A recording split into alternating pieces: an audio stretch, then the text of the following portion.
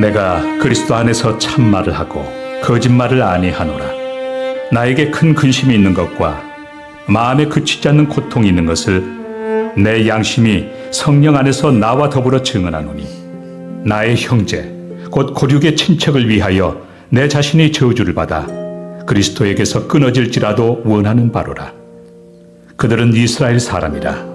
그들에게는 양자됨과 영광과 언약들과 율법을 세우신 것과 예배와 약속들이 있고 조상들도 그들의 것이요, 육신으로 하면 그리스도가 그들에게서 나셨으니 그는 만물 위에 계셔서 세세의 찬양을 받으실 하나님이시니라.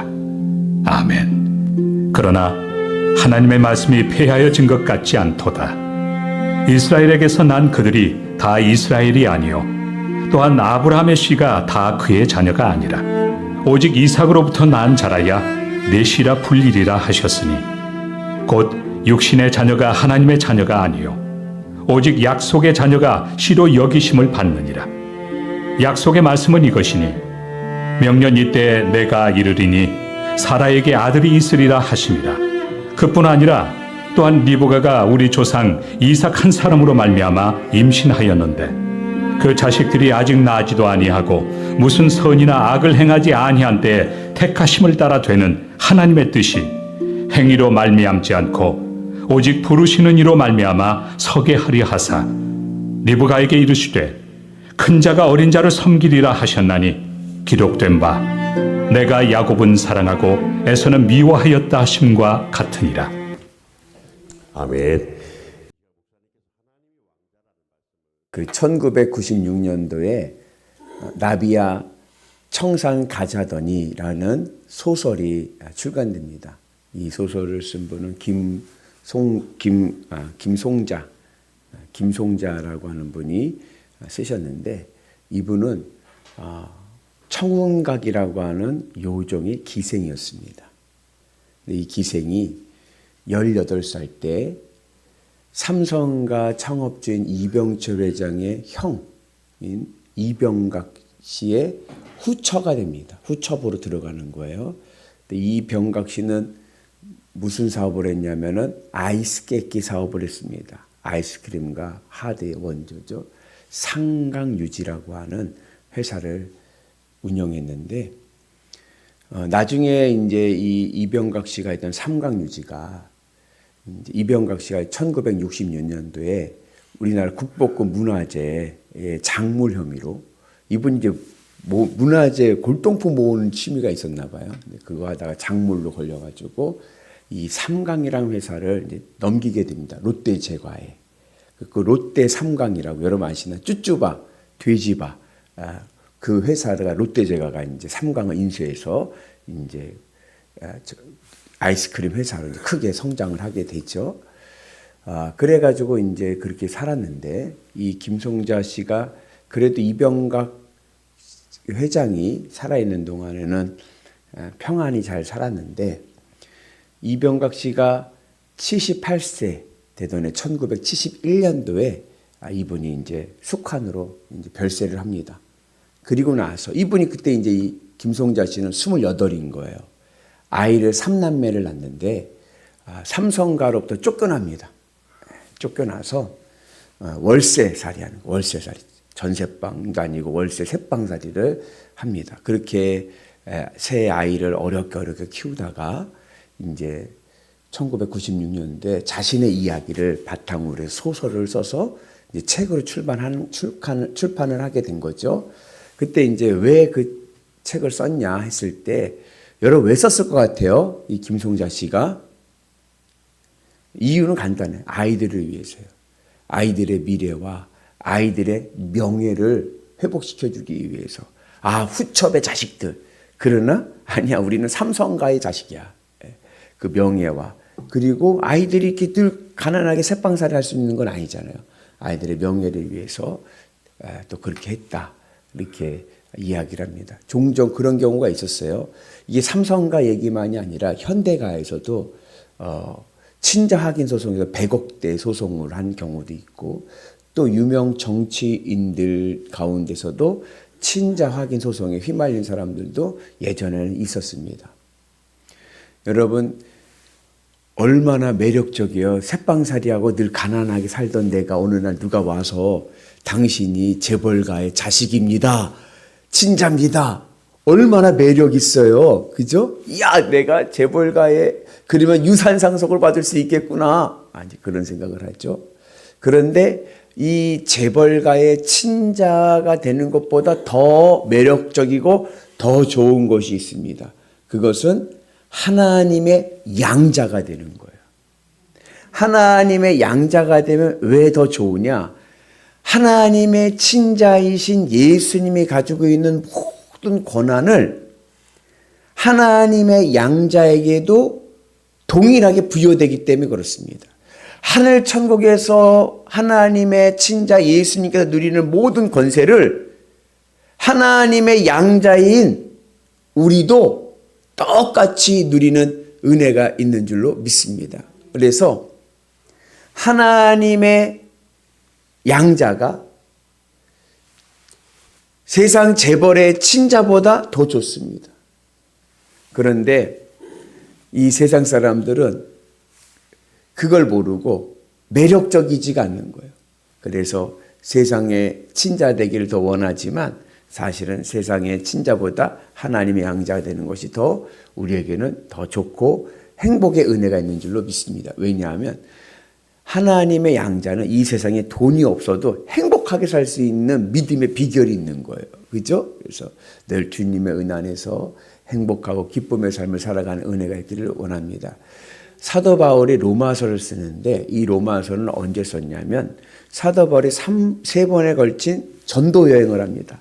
3차 전도 여행을 하고 마지막 3차 전도 여행을 마칠 무렵에 사도 바울이 예루살렘에 이제 가면 이제 거기 잡혀가지고 로마로 끌려갈 거예요. 근데 로마로, 그 예루살렘에 가기 전 겨울에 고린도에 있었습니다.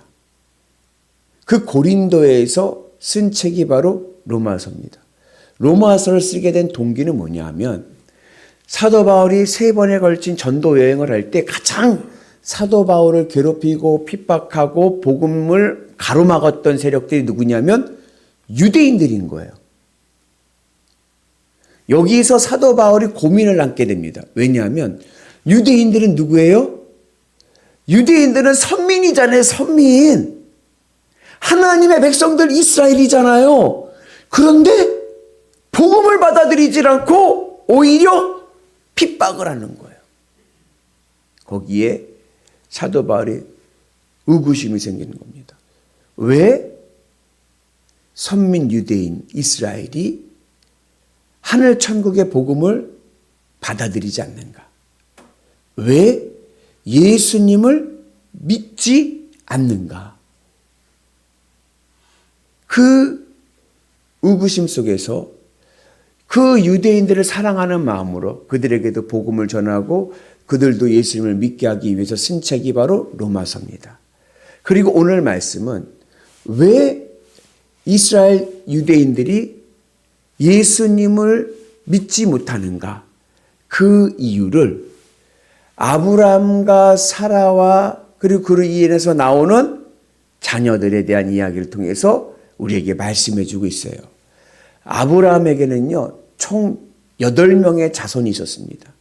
우리가 아는 거는 이스마엘과 이삭 얘기만 알지만 나중에 사라가 죽고 난 다음에 또 자녀 2 부인을 줘가지고 아이를 낳아가지고 총 8명의 자녀가 있었는데 그 중에 누구만 예수님이 없었죠. 그때는 그 8명의 자녀들 중에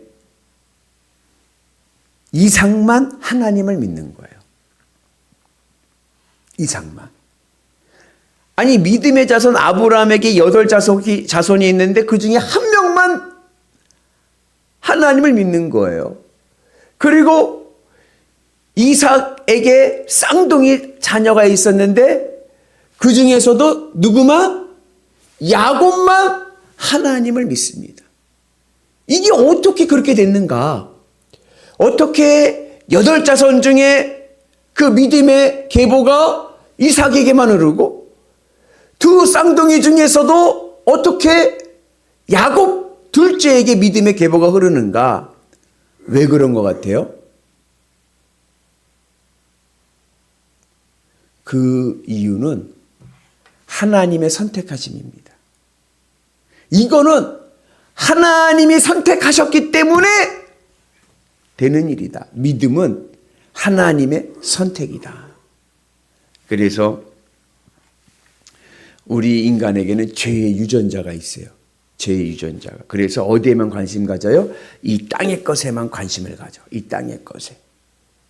그런데 이 땅의 것에 관심 갖는 죄의 유전자를 가진 인간에게 그 중에서도 복음을 전할 때 그 복음이 고리타분하고 그리고 지루한 이야기로 뜬구름 잡는 이야기로 들리는 그 상황 속에서도 예수님을 믿는 사람들이 나타나는 거예요.